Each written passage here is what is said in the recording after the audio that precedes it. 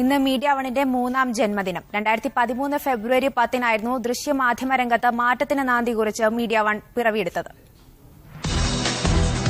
കോഴിക്കോട് സ്വപ്നനഗരിയിൽ നടന്ന പ്രൌഢോജ്വല ചടങ്ങിൽ അന്നത്തെ പ്രതിരോധ മന്ത്രി A.K. ആന്റണിയാണ് മീഡിയ വൺ ഉദ്ഘാടനം ചെയ്തത്.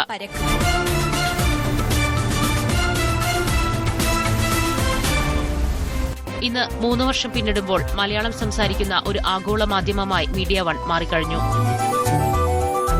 പോയ വർഷം മീഡിയ വൺ വാർത്തയ്ക്ക് കൂടുതൽ പ്രാധാന്യം നൽകാൻ തുടങ്ങി. വാർത്താ കേരളത്തെ അതിശയിപ്പിച്ച ദൃശ്യവാർത്തകളുടെ വർഷമായിരുന്നു മീഡിയ വണ്ണിനെ സംബന്ധിച്ച് പോയ വർഷം. മറ്റാർക്കും എത്തിപ്പിടിക്കാനാവാത്ത അസംഖ്യം റിപ്പോർട്ടുകളിലൂടെയും വാർത്താധിഷ്ഠിത പരിപാടികളിലൂടെയും മീഡിയ വൺ മുന്നേറുകയാണ്.